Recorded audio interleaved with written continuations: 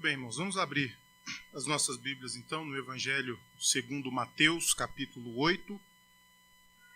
Vamos ler do verso 18 até o verso 22. Mateus, capítulo 8, do verso 18 ao verso 22.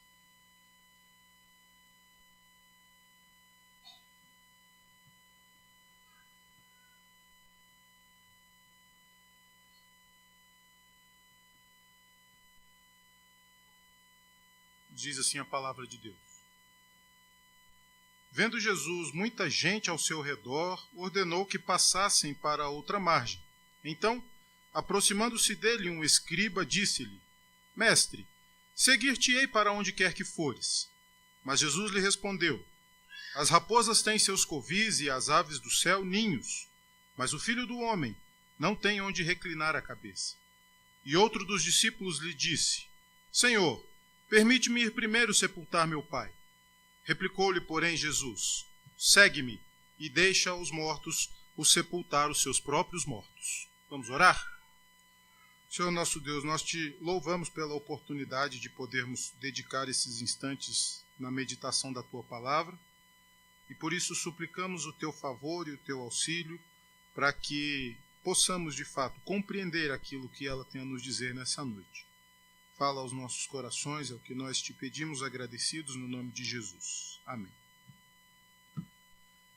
Irmãos, conta-se uma história, provavelmente alguns ou talvez todos os irmãos já ouviram, não me lembro se já mencionei essa história aqui, mas que nos diz que o general Alexandre Magno, conhecido como Alexandre o Grande, o maior conquistador de que se tem notícia na história, certa vez recebeu diante de si um dos soldados que havia sido levado pelos seus oficiais, visto que esse soldado, num dado momento, desertou, com medo de enfrentar a batalha que haveria de lutar.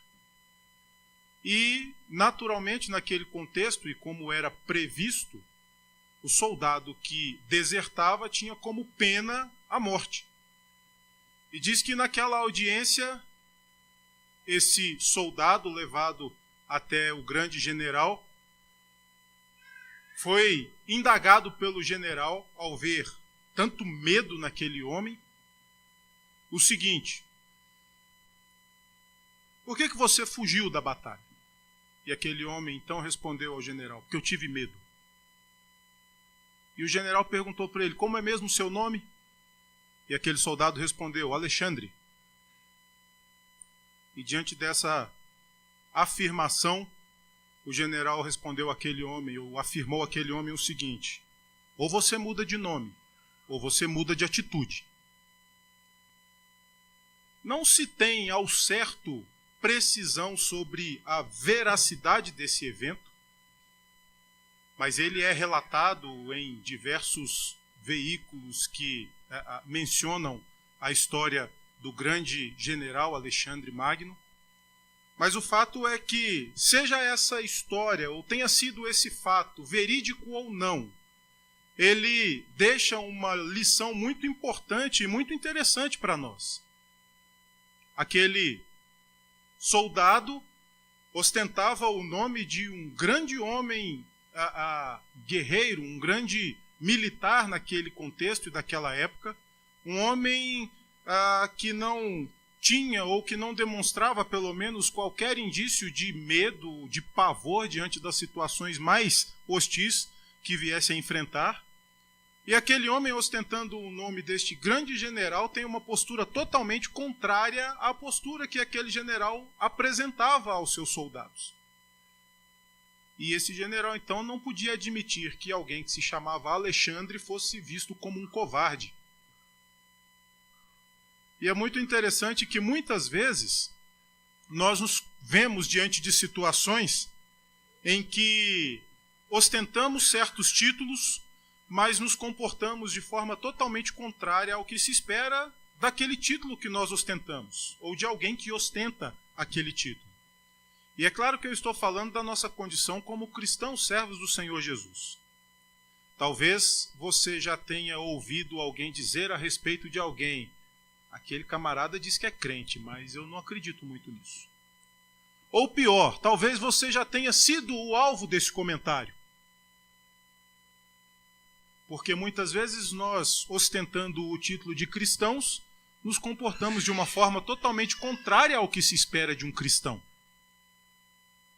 E quando nós olhamos então para esse texto que está narrado no Evangelho, segundo o evangelista Mateus, nós vemos que essa situação vai se apresentar aqui de alguma forma e Jesus vai instruir aos seus discípulos a respeito dessa realidade.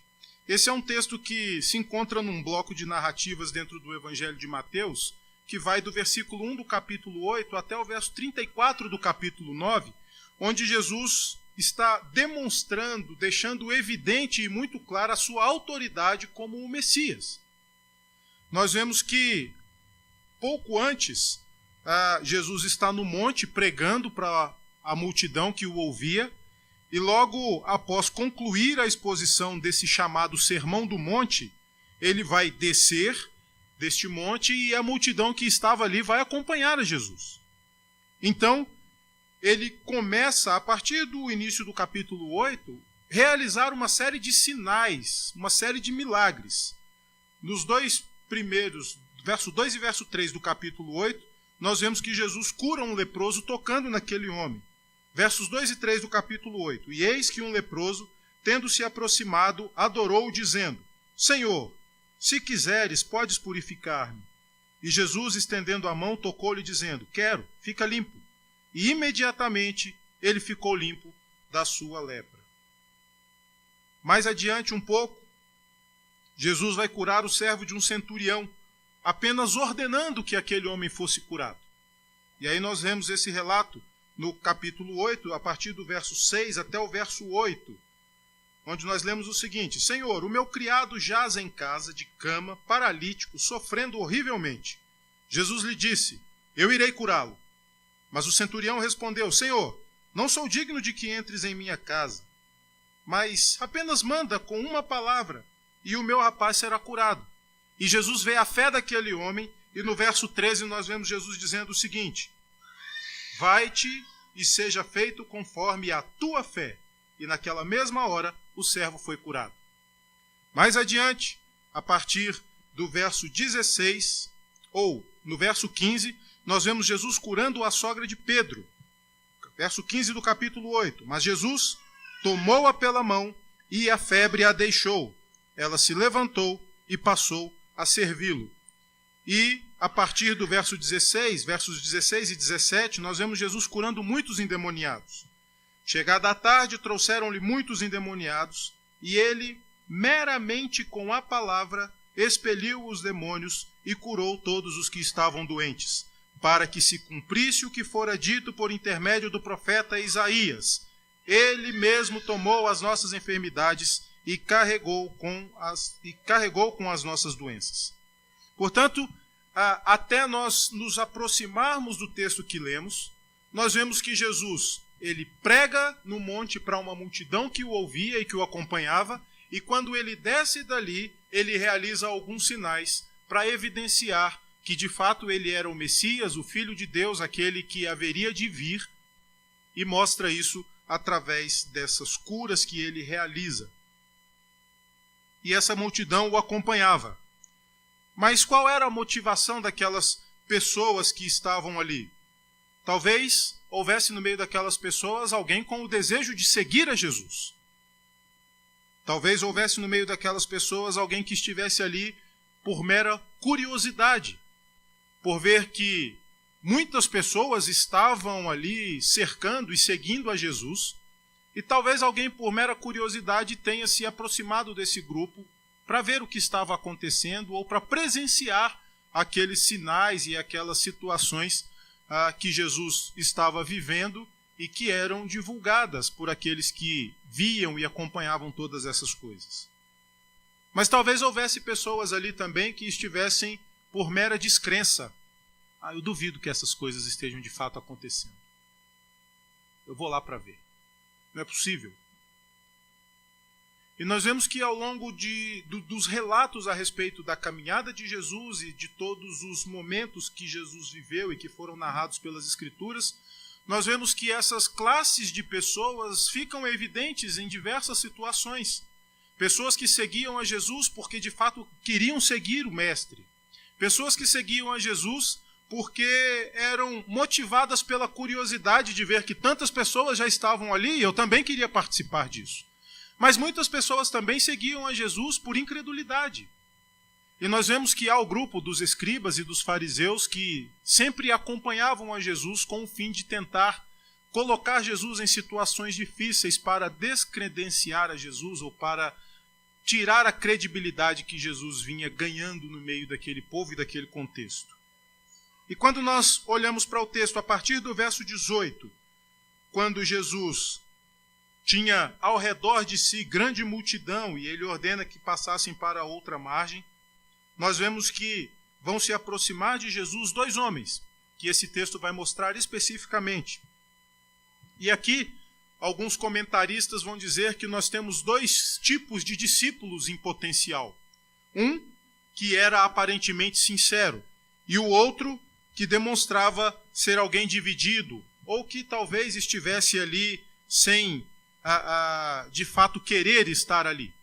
Mas o fato é que inicialmente, olhando para o que diz o verso 19, nós vemos o seguinte: aproximando-se dele um escriba, disse-lhe: Mestre, seguir-te-ei para onde quer que fores. Esse escriba era alguém que aparentemente era sincero na sua declaração e que estava de fato disposto a seguir a Jesus. Seguir-te-ei para onde quer que fores. Quando nós ouvimos ou quando nós lemos esse relato, imediatamente nos vem à nossa mente a declaração de Ruth, que disse para sua sogra: onde quer que fores, irei eu também. Onde quer que pousares, ali pousarei eu. Teu povo é o meu povo, teu Deus é o meu Deus. Onde quer que morreres, eu morrerei também, e ali eu serei sepultada. É uma declaração que demonstra uma disposição tal que aparenta alguém que nega totalmente as suas próprias vontades para se colocar à disposição e ao serviço do Mestre a quem ele queria seguir. Essa é uma belíssima declaração, sem sombra de dúvidas, de uma disposição, de uma fidelidade muito grande.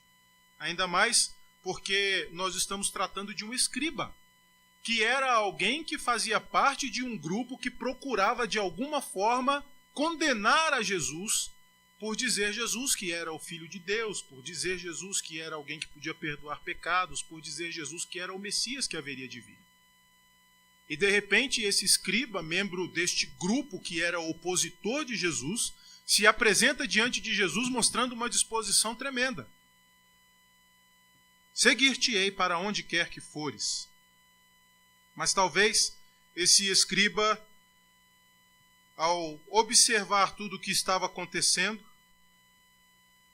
vendo que as multidões seguiam a Jesus, vendo os sinais que Jesus fazia, talvez esse homem não tivesse a noção exata, ou talvez ele não tivesse se dado conta das implicações que eram decorrentes desse compromisso que se assumia com o Mestre. Renúncia, sacrifício, trabalho, sofrimento. Talvez esse homem estivesse tão somente empolgado com toda aquela situação, dizendo: eu preciso seguir esse homem. As coisas que esse homem faz são extraordinárias. As coisas que esse homem ensina são extraordinárias. E eu preciso seguir. Eu preciso caminhar com ele. Eu não posso perder a oportunidade de andar com Jesus.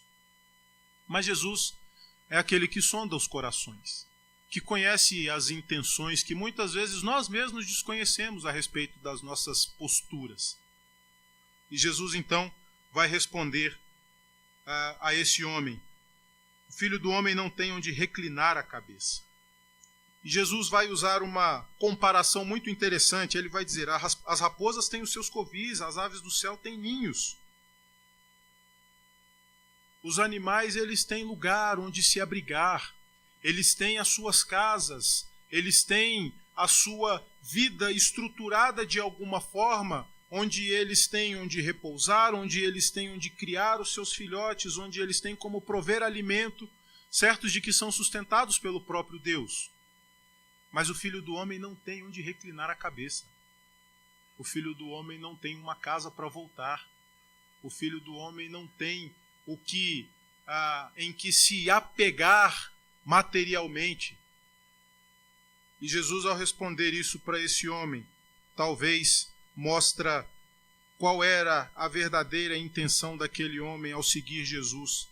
Ou pelo menos nos mostra que aquele homem talvez não tivesse a noção exata do compromisso que ele estava disposto a fazer. Você quer me seguir? Negue-se a si mesmo. Toma a tua cruz. Então me siga. O convite que Jesus faz a todos quantos o querem seguir é um convite que não nos traz qualquer tipo de benefício dentro da nossa ótica humana ou dentro do contexto que nós vivemos. É um convite que exige de nós a renúncia. Exige de nós a renúncia de nós mesmos. Quando Jesus diz negue-se a si mesmo, ele está dizendo, olha, abra mão de tudo aquilo que você confia e confie tão somente em mim. Você quer me seguir? Deixe tudo para trás e traga apenas a sua cruz. Você não precisa de nada para me seguir. Você tem que negar-se a si mesmo. Você tem que abandonar as coisas em que você confia. Você tem que ter disposição para sofrer aquilo que o servo do Senhor sofre, assim como ele sofreu. Tomar a cruz não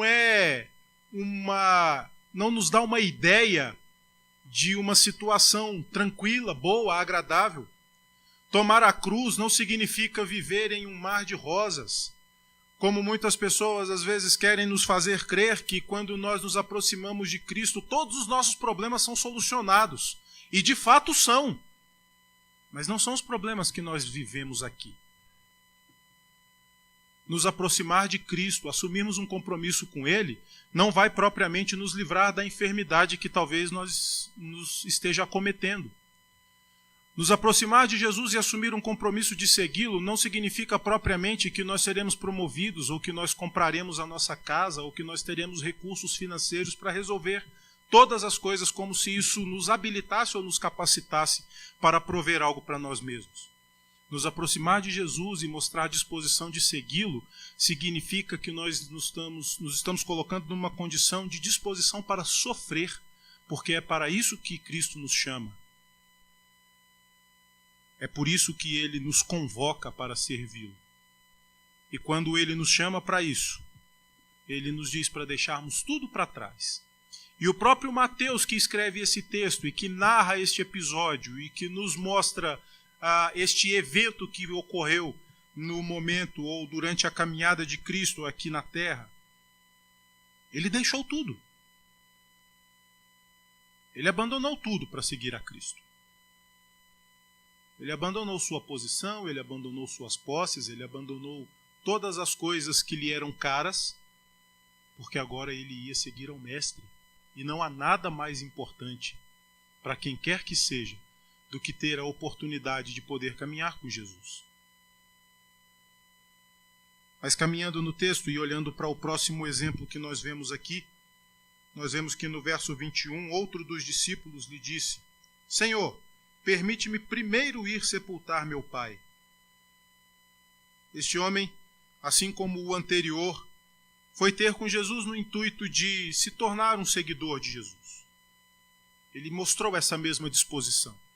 Ele se colocou diante de Jesus para ser também um discípulo de Jesus. No entanto, ele mostra como uma prioridade sua o sepultamento de seu pai, considerando que, naquele contexto, dar um sepultamento honroso a alguém que havia morrido, especialmente sendo o pai, era algo considerado tanto um dever como um ato de bondade. E por essa razão, essa atividade era priorizada diante das demais. E não é diferente nos nossos dias. Hoje, quando nós nos vemos diante de uma situação dessa, nós paramos tudo o que nós estamos fazendo. E a própria lei nos garante isso. Você tem um período em que você pode se afastar das suas atividades para poder sofrer a dor da perda de um ente querido. E é uma obrigação nossa sepultar os nossos. É um dever que nós temos de cumprir. Isso não mudou de lá para cá. Nós vivemos hoje a mesma realidade. Mas ocorre que este homem mostra que essa era uma prioridade da qual ele não queria abrir mão. E quando nós olhamos o que Jesus responde, talvez isso pareça não ter qualquer sentido. E de fato há alguns comentaristas que vão dizer que a resposta de Jesus não é para fazer sentido, mas é para mostrar qual é o princípio que deve ser observado. E o princípio é: seguir a Cristo é a prioridade maior nas nossas vidas, acima de qualquer outra coisa que possa ser prioridade para nós. E um desses comentaristas, William Hendrickson, ele vai nos mostrar, ao analisar a resposta de Jesus, que se pode observar pelo menos 4 possibilidades aqui de interpretação. Porque Jesus disse ao homem que deixasse o sepultamento de seu pai e o seguisse imediatamente. Então, ele nos mostra pelo menos 4 possibilidades. E ele vai dizer que a primeira quer dizer que, de acordo com o costume da época, as cerimônias fúnebres não conduziam à edificação espiritual, pois eram atividades caracterizadas por lamentos excessivos que se convertiam em gargalhadas e zombaria. E hoje nós vemos muitas vezes em ofícios fúnebres que o desespero toma conta das pessoas que estão ali. E que, de fato, não há, naquele contexto, por causa da forma como se encara aquela realidade e a nossa própria realidade diante de uma situação dessas, que possa nos trazer qualquer tipo de edificação espiritual. Essa é uma possibilidade que o comentarista pensa que pode haver no que Jesus quer dizer àquele homem. Mas ele deixa muito claro que é uma possibilidade de interpretação da fala de Jesus. E ele vai dizer que, em segundo lugar, ou numa segunda possibilidade, Jesus já havia dado ordem para que eles partissem dali. E não havia tempo para que aquele homem, então, cuidasse do enterro de seu pai para poder seguir a Cristo. Uma terceira possibilidade é que a ordem de Jesus foi pedagógica, mostrando àquele homem que seguir a Cristo significa fazer o que ele manda, sem qualquer reserva. E uma quarta possibilidade é que Jesus queria ensinar que os laços terrenos são substituídos por aqueles que unem a família da fé. Isso é uma realidade, isso é um fato. Muitas vezes, quando nós nos dispomos a seguir a Cristo, nós sofremos algumas perdas. Muitas vezes, quando nós nos dispomos a seguir a Cristo, nós sofremos perdas extremamente consideráveis. Já disse aqui várias vezes, e é de conhecimento dos irmãos, e peço licença para repetir mais uma vez, que a minha avó, quando se converteu, quando se entregou a Cristo, foi rejeitada pela sua família. Pela sua família inteira. Cortaram-se os laços. Não queremos mais saber de você aqui. E a família virou as costas.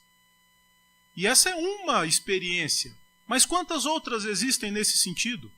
E se nós considerarmos que há muitas pessoas que, quando se dispõem a seguir a Cristo e ser fiéis, não perdem propriamente a sua família, mas perdem a própria vida, porque são levados à morte.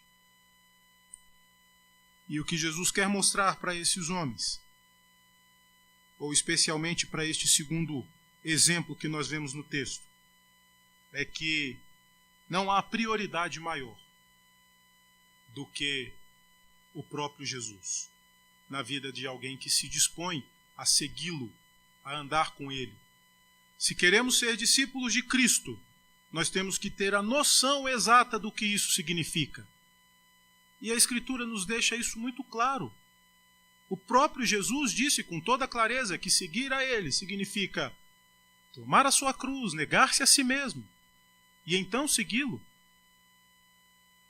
E é fato que os problemas se resolvem sim, porque quando nós nos entregamos ao Senhor Jesus, entendendo que Ele é o único e suficiente Salvador de nossas vidas, o maior problema de todos que nós podemos enfrentar, ele é resolvido, que é a condenação eterna por causa do nosso pecado.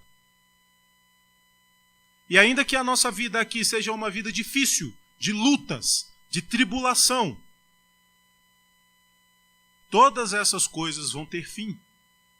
Todas essas coisas vão passar.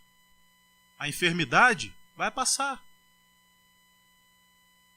As lutas com os nossos relacionamentos, sejam eles de que natureza forem, vão passar. Conheço um homem que diz, em tom de brincadeira, que a solução para todos os problemas é a morte. Porque depois que você morre, de fato, não há mais problemas. Tudo fica para trás. Depois de morto, você não vai mais ficar doente, você não vai mais ter dívidas, você não vai mais ter que lidar com dificuldades, sejam elas de que natureza for. O fato é que, depois que morrermos aqui, há duas realidades pelas quais nós poderemos passar. Ou nós haveremos de viver eternamente com Cristo, longe de qualquer tipo de problema que nós tenhamos enfrentado durante a vida. Ou nós seremos condenados e vamos passar a eternidade no inferno. Porque é isso que a Escritura diz. E dessas realidades nós não temos como fugir. Ou nós temos uma situação com Cristo, ou nós temos uma outra situação sem Ele.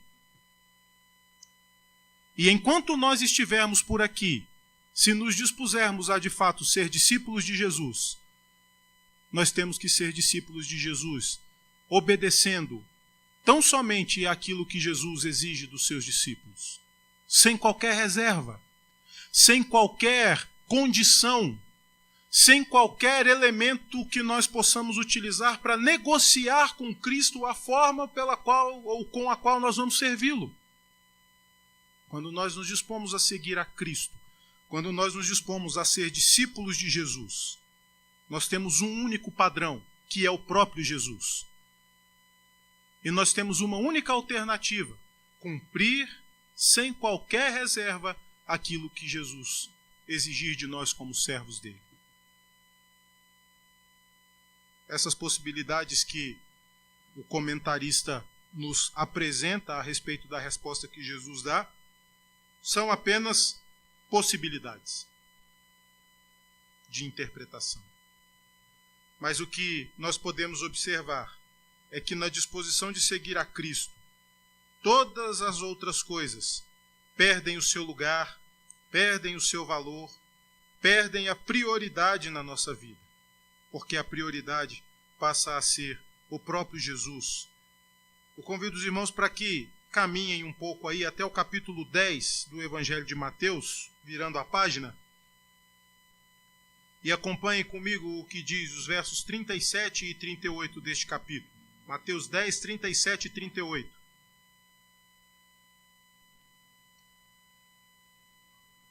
Quem ama a seu pai e a sua mãe mais do que a mim, não é digno de mim. Quem ama seu filho ou sua filha mais do que a mim, não é digno de mim. E ele continua nos versos 38 e 39. Quem não toma a sua cruz e vem após mim, não é digno de mim. Quem acha a sua vida, perdê-la-á. Quem todavia perde a vida por minha causa, achá-la-á. O fato, meus irmãos, é que nós temos uma dificuldade muito grande de pensar na nossa vida além daqui. Nós somos muito hábeis em planejar a nossa vida para situações que nós haveremos de viver aqui. Nós fazemos planejamento para a nossa vida com prazos até bem longos. Nós procuramos caminhar de uma forma que a nossa vida seja definida de alguma forma no momento em que nós estamos aqui, por meio das ações que nós vamos tomar, por meio dos caminhos que nós nos dispomos a seguir. Mas muitas vezes nós não temos habilidade ou o cuidado de pensar que, além desta vida, Há uma vida que não tem fim. Seja ela onde for. Ou com Cristo, ou condenados. Mas o fato é que nós não conseguimos pensar além daqui. Nós temos dificuldade de pensar na nossa eternidade. Nós temos dificuldade de pensar que haverá um dia em que o nosso momento aqui vai findar. E depois disso, não há outra possibilidade de mudar a nossa condição. A nossa alternativa, ou a possibilidade que nós temos de mudar a nossa condição, é o momento em que nós ainda estamos aqui e que nós não sabemos quando vai terminar. Não sei se foi na sexta ou no sábado que houve um acidente ali no BH Shopping. Absurdo.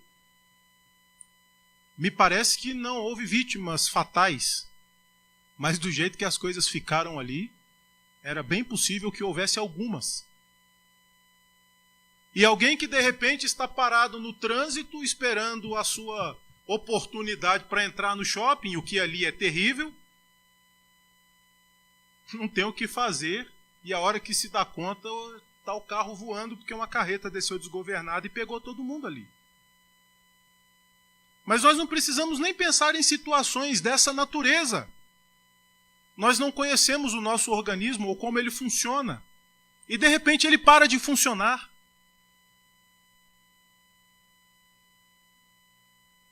Conheço uma família cuja filha, com 18, 19 anos, e tendo um histórico de saúde espetacular, ao longo da vida nunca teve nada de grave em termos de problemas de saúde, estava em casa deitada no sofá assistindo televisão e virou para a mãe e falou assim: mãe, estou passando mal. A hora que a mãe chegou, ela já não estava mais passando mal. E os médicos não descobriram ou conseguiram entender o que aconteceu. Ela simplesmente parou de funcionar por completo. Parou de funcionar. Sem que houvesse um motivo que pudesse provocar aquela situação, pelo menos aparentemente não havia. Nós não temos condição de perceber isso. E é por isso que quando nós estamos diante da realidade de buscarmos viver como discípulos de Jesus, nós precisamos entender que a nossa única alternativa é cumprir aquilo que o próprio Jesus estabeleceu para que nós pudéssemos segui-lo. Quando nós nos colocamos na condição de nos tornarmos discípulos de Cristo, não pode haver em nós qualquer motivação de em algum momento definirmos o que nós vamos fazer. Nós estamos totalmente sujeitos às ordens do Mestre. E a figura do soldado diante do oficial, daquele que tem autoridade sobre ele, é muito clara em nos mostrar isso. Um soldado não fica discutindo com o seu superior a ordem que ele recebeu. Ele recebeu a ordem, ele vai lá e cumpre. Querendo, não querendo, gostando ou não gostando, tendo outra coisa para fazer em casa ou não, ele tão somente obedece. Ele não fica discutindo, ele não fica negociando, ele não faz concessões a respeito de como cumprir aquela ordem. Ele tão somente cumpre.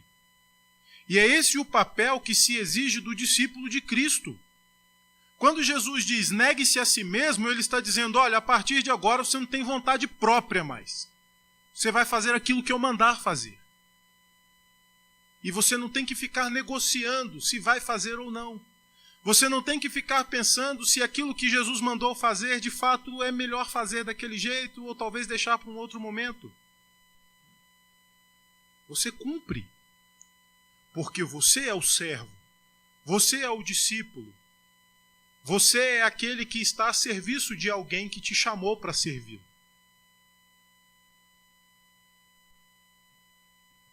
E esses homens então se colocam diante de Jesus, demonstrando alguma disposição de seguir a Cristo, mas sem talvez entender de fato o que significaria isso. O primeiro exemplo, disposto a ir com Jesus onde quer que Jesus fosse. Mas pela resposta que Jesus dá àquele homem, talvez ele não tivesse noção do que significava de fato servir a Cristo. O segundo mostra até alguma disposição, mas primeiro ele tem algumas coisas a fazer. Aí depois que ele resolver aquilo que ele tem a fazer, aquilo que ele entende ser uma prioridade na sua vida, ele então agora pode ir seguir a Cristo. Mas quando Jesus nos chama, ele não agenda o momento para que nós possamos dar a ele uma resposta. Quando ele nos chama para que nós possamos responder imediatamente ao chamado que ele faz. Jesus não nos chama dizendo, olha, vem comigo, mas pensa aí, se dá para ser agora ou se você de fato tem disposição para isso. Não, ele não faz isso. Quando Jesus chama, ele chama e a resposta tem que ser imediata. E quando nós respondemos positivamente ao chamado de Jesus, todas as outras coisas perdem o valor de ser prioridade na nossa vida. Claro que a nossa família não deixa de ter valor. Claro que os nossos afazeres não deixam de ter o seu valor. Mas eles perdem o lugar de prioridade na nossa vida. Porque a nossa prioridade agora é seguir a Cristo. Ah, mas eu vou perder muita coisa com isso. Vai. Certamente vai. Mas nós precisamos entender que essas coisas já não têm mais valor para nós. No sentido de ser algo que nós priorizamos na vida. A nossa prioridade agora é atender ao chamado que Cristo faz. E quando eu penso em respostas ao chamado de Cristo, eu olho para alguns exemplos que nós temos na própria Escritura e olhando especificamente para as histórias que nós temos no Antigo Testamento, nós vemos algumas pessoas respondendo ao chamado de Deus de formas bem diferentes. Quando Deus chama Noé para construir a arca, ele responde prontamente, sem saber o que era aquilo. Ele não tinha ideia do que ia acontecer ali.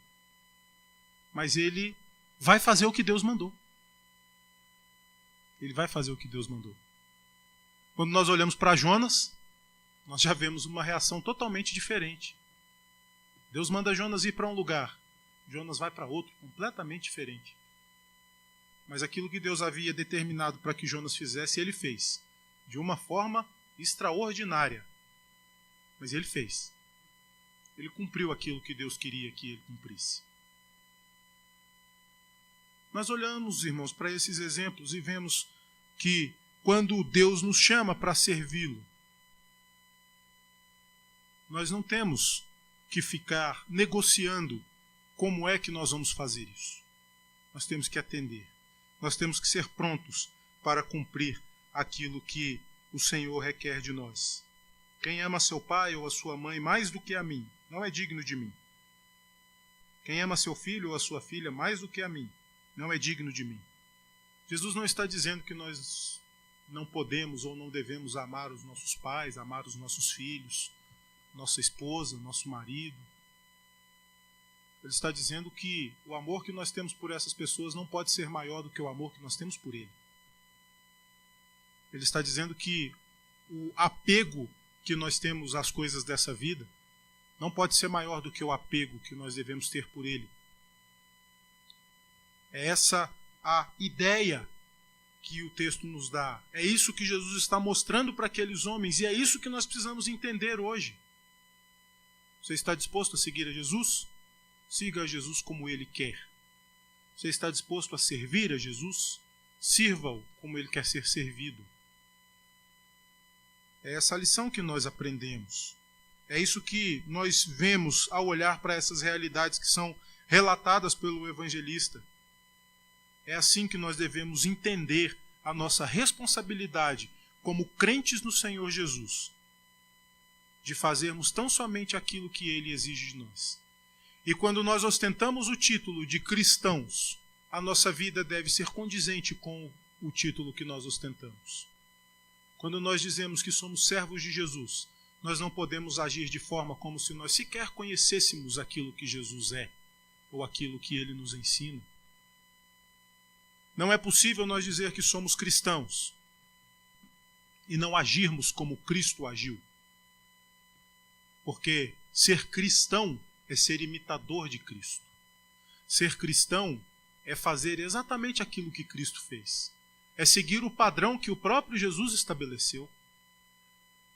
Não há outra alternativa. Você é cristão, você tem que ser como Cristo foi. Você tem que viver como Cristo viveu. Você tem que colocar em prática os ensinamentos que Jesus trouxe e que são trazidos até nós nos dias de hoje pelas palavras inspiradas que foram registradas neste livro. Nós não podemos abrir mão deste compromisso, dessa responsabilidade, de entendermos que, como servos do Senhor Jesus, nós não podemos aparentar qualquer outra imagem que não seja a imagem de Cristo. Por isso, se temos alguma reserva para seguirmos a Jesus e sermos seus discípulos, nós temos apenas duas atitudes a tomar. Ou nós deixamos de ostentar o nome de cristãos, ou então nós mudamos de atitude. Deus nos abençoe e nos faça de fato viver como servos dele, para a honra e para a glória dele.